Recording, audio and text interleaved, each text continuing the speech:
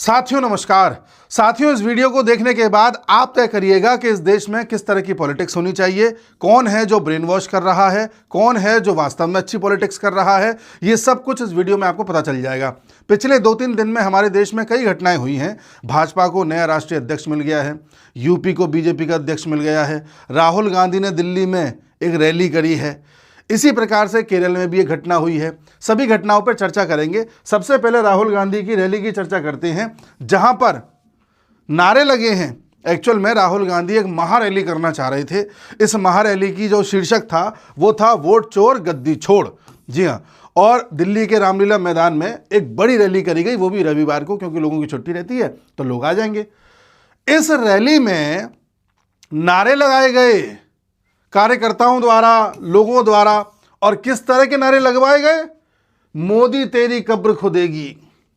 आपको पता है कांग्रेस के मंच से किस किस प्रकार के नारे लगते रहे हैं। कभी बिहार में मोदी जी की माता जी को लेकर के, इससे पहले भी मोदी जी को पता नहीं क्या क्या कहा है इन लोगों ने। रैलियों में इस तरह के नारे लगाने वाली पार्टीज ये सोचती हैं कि जनता इनको जिता देगी और बड़ी आसानी से ये अपना नैरेटिव चला लेंगे, कभी वोट चोरी का, कभी किसी और तरीके का, और किसी को कुछ पता नहीं चलेगा। तो एक तो बात इनकी ये है। दूसरा, राहुल गांधी ने इस रैली में भाषण दिया। भाषण देते समय कहते हैं कि मोदी डरे हुए हैं। पहली बात तो मोदी जी और अमित शाह के बारे में तमीज से बात करते ही नहीं है, आपको पता है। तो मोदी जी डरे हुए हैं। साथ ही इन्होंने कहा कि अमित शाह भी डरे हुए हैं, उनके हाथ कांपते हैं। अब ये बताइए, इस देश में चाहे कोई बीजेपी का सपोर्टर हो, चाहे कांग्रेस का सपोर्टर हो, कांग्रेस का सपोर्टर भी इस बात को नहीं मानेगा कि अमित शाह के हाथ कांपते हैं, अमित शाह डरे हुए हैं या मोदी डरे हुए हैं। ऐसे ऐसे नैरेटिव लेकर के ये लोग आते हैं जिस पर कोई विश्वास ना करे, इनकी पार्टी के कार्यकर्ता विश्वास ना करें, और सोचते हैं जनता में चल जाएंगे। वोट चोरी का फर्जी नैरेटिव जो कहीं नहीं चल रहा। बिहार में इन्होंने कोशिश करी, औंधे मुंह गिरे जा करके, अभी भी जबरदस्ती उस नैरेटिव को चला रहे हैं जिसका कोई सिर पैर नहीं है। सब जानते हैं, आज की डेट में सोशल मीडिया के ज़माने में सब जानते हैं कि ये फर्जी नैरेटिव है। सब ये भी जानते हैं कि इसका काउंटर इलेक्शन कमीशन ने भी दे दिया है, सरकार ने भी दे दिया है। सब ये भी जानते हैं कि अगर तुम्हारा नैरेटिव इतना ही दमदार है तो कानूनी तरीके से आप जाइए ना इलेक्शन कमीशन में, एफिडेविट दाखिल करिए, कोर्ट में जाइए इलेक्शन कमीशन के खिलाफ। वहाँ आप जाते नहीं हो क्योंकि आपको पता है वहाँ आप औंधे मुंह गिर जाओगे, उल्टा आपके ऊपर केस चल जाएगा। तो इस तरह का जो नैरेटिव आज की डेट में चलाना चाह रही है कांग्रेस आज भी, देखिए राहुल गांधी टाइप के जो नेता होते हैं, इन्हें ज़मीनी हकीकत नहीं पता। ये उसी खानदान में आगे बढ़ते चले आए जो खानदान इस देश पर राज करता रहा है। पैदा होते होते जैसे जैसे बड़े हुए, इनके इर्द गिर्द कुछ चमचे इकट्ठे हो गए जो इन्हें फालतू की राय देते रहते हैं। हाँ युवराज आप ऐसे कर दो, अरे राहुल गांधी जी आप ऐसे कर दो, महाराज आप ऐसे कर दो, ये कर देते हैं। इन्हें पता ही नहीं कि ज़मीन पर चल क्या रहा है। और जो चाटुकार लोग हैं उन्हें सिर्फ और सिर्फ गद्दी चाहिए, कहीं पर किसी को टिकट चाहिए, कहीं पर किसी को पैसे चाहिए, इसलिए फालतू की राय इनको देते रहते हैं। आज भी इनको वही राय दी जा रही है जो आज के 25 साल पहले दी जाती थी। ये भूल गए हैं कि 10 साल से सोशल मीडिया इस कदर इस देश पर छा गई है कि लोग हर चीज़ को वेरीफाई कर लेते हैं। आज अगर आप कोई झूठ बोलोगे, ठीक है हो सकता है आज चल जाए, लेकिन 4-5 दिन बाद लोगों को पता चल जाएगा कि ये झूठ था। तो एक इस तरह की पॉलिटिक्स है। आप साफ साफ देख सकते हैं किस तरह के नारे लगते हैं, किस तरह की बातें होती हैं। अच्छा, 14 तारीख को ही रैली क्यों करी गई? 14 तारीख को इसलिए करी गई है क्योंकि 15 तारीख से 20 तारीख तक राहुल गांधी जर्मनी जाएंगे। अब वहाँ किससे मिलने जाएंगे, कौन रहता है, क्या कारण है, पता नहीं। अगर वहाँ के राजनेताओं से मिलने जाएंगे तो औपचारिक मुलाकात होनी चाहिए। एक एक चीज़ हमें पता चलनी चाहिए, राजनेताओं से क्या बात करी है, किस नेता से किस तरह की मुलाकात हुई है, तो वो तो कभी सामने आती नहीं है। फिर ये क्यों जा रहे हैं, इस पर भी सवाल उठना चाहिए। कुछ लोग कहेंगे अरे मोदी जी भी तो घूमते रहते हैं। मोदी जी घूमते नहीं हैं, मोदी जी ऑफिशियल काम से बाहर जाते हैं और मोदी जी की एक एक चीज़ पता रहती है कि इन्होंने इस नेता से मुलाकात करी है, इस देश में ये काम किया है, ये डील करी है, सब कुछ पता होता है। इनका तो यही नहीं पता रहता कि किस देश में, फिर वहाँ से किस देश में चले जाते हैं। क्योंकि आप जर्मनी में जाओगे, जर्मनी के बाद आप अलग अलग देशों में जा सकते हो, उसके लिए आपको अलग से वीज़ा लेने की ज़रूरत नहीं है। और लगभग हर महीने विदेश भागते हैं। तो ऐसा इनका कौन सा ऑफिशियल काम चल रहा है? और किसके खर्चे पर जा रहे हैं? सरकार के खर्चे पर तो नहीं जा रहे हैं। तो इस पर भी सवाल उठना चाहिए।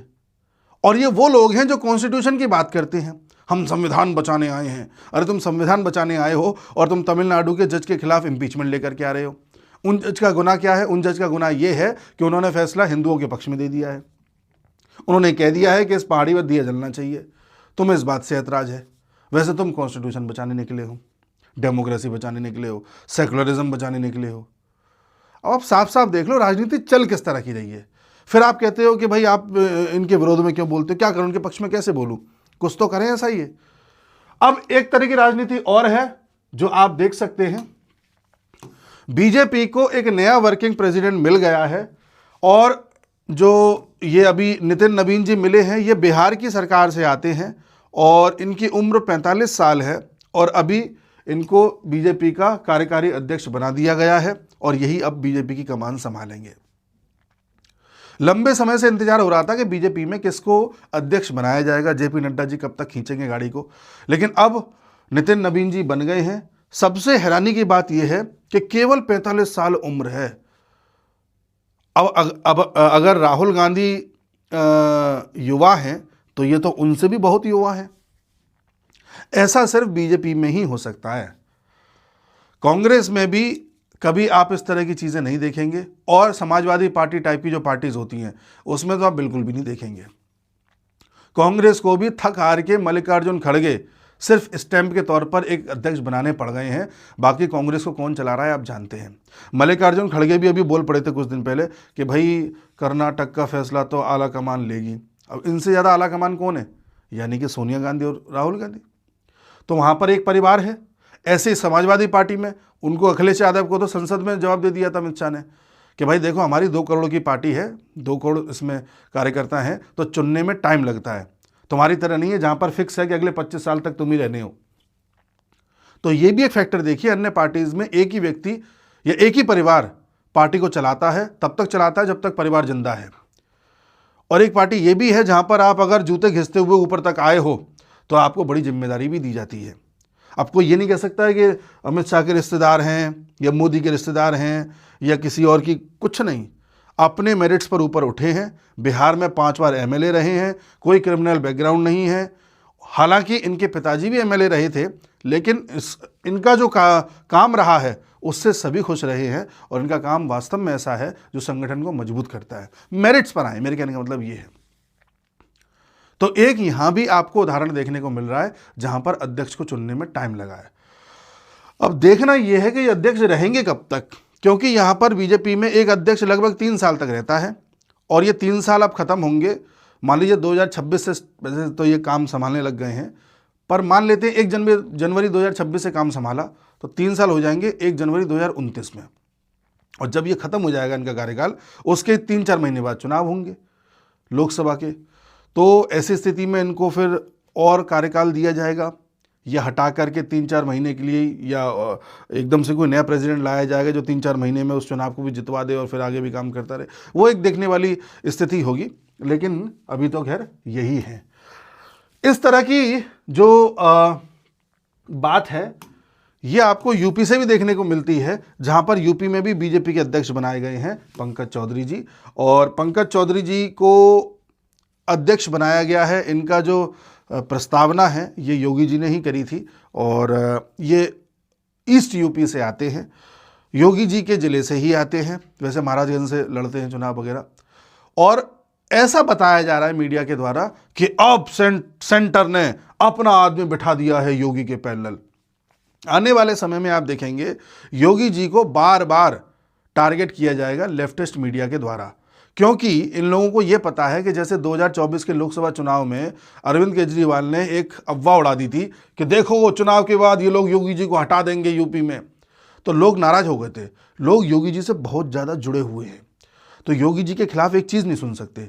अगर लोगों को ऐसा लगने लग जाए कि मोदी और शाह ने योगी जी के पैरेलल किसी को बिठा दिया है, तो लोग नाराज़गी दर्ज कराएंगे अपनी वोट न दे करके। तो जाहिर सी बात है, ये बात मोदी और शाह को भी पता है कि हम ऐसा काम क्यों करें जिससे हमारी सरकारें कमज़ोर हो जाए। लेकिन कुछ मीडिया वाले अब इस नैरेटिव को बार बार चलाएंगे कि देख लेना 2027 में चुनाव के बाद योगी जी को सीएम नहीं बनाया जाएगा, देख लेना योगी जी को बहुत जल्द पद से हटा दिया जाएगा, देख लेना पंकज चौधरी जी को इसलिए अध्यक्ष बनाया है ताकि योगी जी पर नज़र रखी जा सके। इस तरह का नैरेटिव चलाया जाता है जिसका कोई सिर पैर नहीं है। योगी जी जब इनका नामांकन के लिए गए हुए थे साथ में, तो योगी जी बड़े खुश थे और सब में एक अच्छा तालमेल था, और तालमेल रखना है, तालमेल होना चाहिए, यही चीज़ अमित शाह सुनिश्चित करते हैं। इसका उदाहरण पता चलता है बिहार चुनाव से। आप गौर करिए, बिहार चुनाव में एनडीए में कई सारी पार्टीज मिलकर के चुनाव लड़ रही थी। जाहिर सी बात है उसमें कई सारे नेता नाराज भी होंगे किसी बात को लेकर के, कोई टिकट न मिलने पर नाराज होगा, कोई किसी और बात पर नाराज होगा। सभी को अमित शाह ने साध लिया था। अमित शाह को यह पता है कि कभी भी किसी सरकार को चलाना है या चुनाव जीतना है तो किसी तरह का कोई क्योस मत रखो, आपसी मतभेद मत रखो। अगर कहीं कोई आपसी मतभेद है तो अमित शाह उसे तुरंत ठीक कर देते हैं, चाहे कैसे भी करना पड़े। अमित शाह कभी ऐसा काम नहीं करेंगे कि मतभेद उत्पन्न हो जबरदस्ती। अभी सबको पता है कि योगी जी का काम फर्स्ट क्लास चल रहा है। योगी जी की छवि ऐसी है कि सब चाहते हैं योगी जी प्रधानमंत्री बने इस देश के। ऐसी स्थिति में योगी जी को कमजोर करके अमित शाह सेंटर को कमजोर करना नहीं चाहेंगे। और ये पता इन लोगों को चल भी गया 2024 में कि किस तरह से एक अफवाह ने यूपी में सीटें कम कर दी, जिससे सेंटर में ही पूर्ण बहुमत नहीं आ पाया।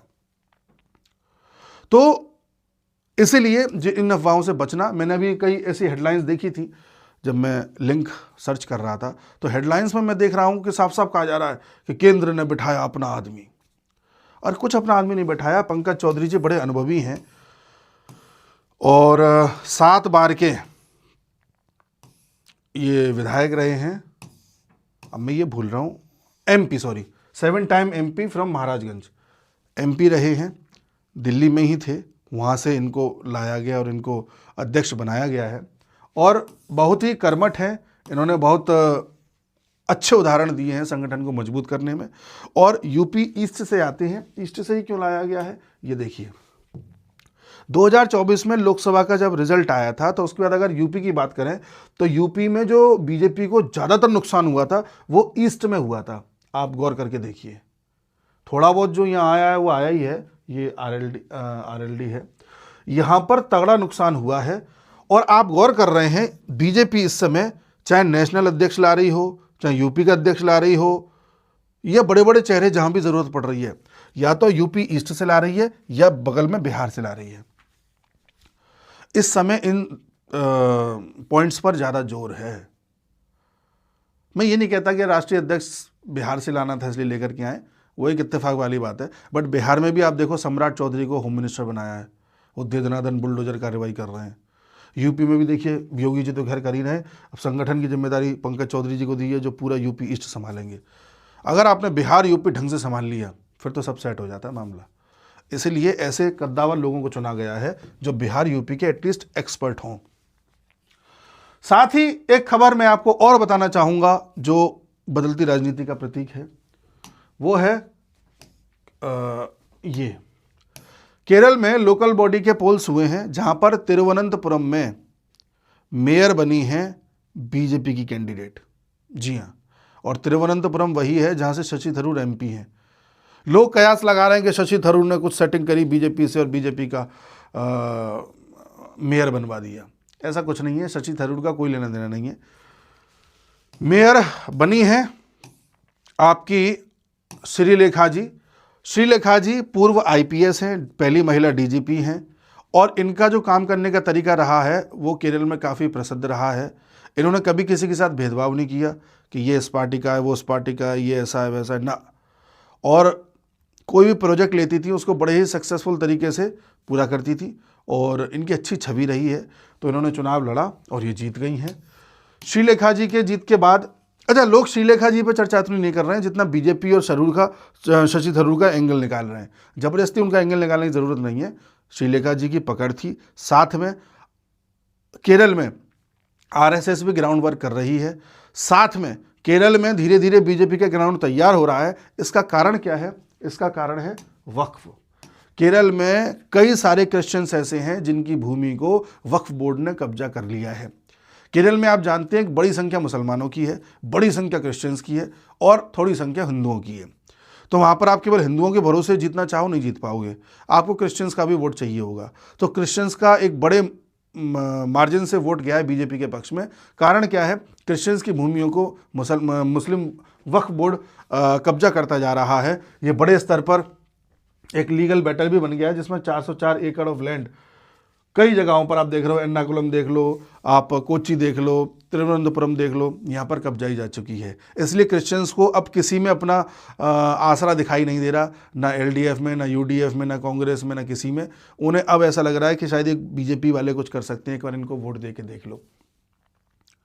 दूसरी चीज़ आप ये भी देखिएगा, केरल वो प्रदेश रहा है जहाँ पर सबसे ज़्यादा आरएसएस के वर्कर्स की हत्या हुई है, तो आरएसएस वहाँ पे काम भी कर रही है। और एक चीज़ और गौर करिएगा आप, ये आर श्रीलेखा जी हैं, केरल में एक चीज़ गौर करना, बीजेपी को लास्ट इलेक्शन में, यानी कि लोकसभा का जो इलेक्शन हुआ था, उसमें लगभग 20% वोट मिले हैं, लगभग जो उससे पहले मिले थे लगभग 15% थे। बीजेपी को लगभग 20% तक वोट मिलना, आप जानते हैं, यह इस बात का संकेत है कि अगर जरा सा गुणा भाग ठीक कर लिया तो एक अच्छे खासे मार्जिन से सरकार भी बनाई जा सकती है। किसी भी स्टेट में 20% वोट प्राप्त करना बड़ी बात है। लोग ये मानते हैं कि केरल और तमिलनाडु में तो बीजेपी आ ही नहीं सकती। चलो तमिलनाडु में थोड़ा बहुत आ भी रही है वो, लेकिन केरल में तो आ ही नहीं सकती। हमें लगता है कि आ सकती है। 20% बहुत बड़ी बात होती है, और अगर इससे ऊपर बढ़ेगा तो कहाँ जाएगा पता नहीं, हो सकता है 45 चला जाए, 40 चला जाए, 35 चला जाए, क्योंकि लोग लेफ्ट पार्टी से परेशान हो चुके हैं। मुस्लिम वोट नहीं देंगे, बात सही है, क्रिश्चियंस का एक सेक्शन आ सकता है। तो केरल पर नज़र बनाए रखिए। और दूसरा स्टेट जिस पर नज़र बनाए रखनी है वो है आपका पंजाब। पंजाब में अभी बड़ी उठापटक हो रही है, उस पर मैं सेपरेट वीडियो लेकर के आऊँगा। किस तरह से पैसों को इधर से उधर किया जा रहा है, किस तरह से अरविंद केजरीवाल पंजाब में बैठ के मलाई खा रहे हैं, किस तरह से पंजाब के लोगों का दिमाग इस समय बीजेपी की तरफ जा रहा है, किस तरह से वहाँ सिद्धू की पॉलिटिक्स चल रही है, उन सब पर भी एक वीडियो लेकर के मैं आऊँगा। तो अब आप समझ रहे हैं, एक तरफ कांग्रेस किस तरह की पॉलिटिक्स कर रही है, एक तरफ बीजेपी किस तरह के लोगों को पार्टी का अध्यक्ष बना करके ये संकेत दे रही है कि हम अब एक नई जनरेशन को आगे करना चाहते हैं। हम चाहते हैं कि ऐसी जनरेशन आगे आए जो अब नए तरीके से सोचती हो, नई ऊर्जा के साथ आगे आए, और आने वाले समय में वो अपनी ही तरह की जनरेशन को तैयार करते हुए आगे बढ़ाए। एक कॉन्सेप्ट ये भी है। एक मंच से गालियाँ दी जा रही हैं, कुछ कुछ बोला जा रहा है, इम्पीचमेंट किया जा रहा है जज का, ज़बरदस्ती के वोट चोरी के नारे लगाए जा रहे हैं, और एक तरफ है कुछ कंस्ट्रक्टिव करने की कोशिश करी जा रही है। मैं ये नहीं कह रहा एनडीए बीजेपी में सब कुछ बहुत अच्छा है और एकदम नीट एंड क्लीन है, गड़बड़ियाँ वहाँ भी हैं, गलत काम वहाँ भी हो रहे हैं, कई पॉलिसीज़ फेलियर वहाँ भी हैं, बिल्कुल हैं, सब जगह होते हैं, लेकिन यहाँ तो कुछ नहीं है, ये भी तो देखिए। तो ये सब कुछ चल रहा है। अब अगर कुछ और अपडेट आती है तो अगले वीडियो में मिलेंगे, तब तक के लिए नमस्कार।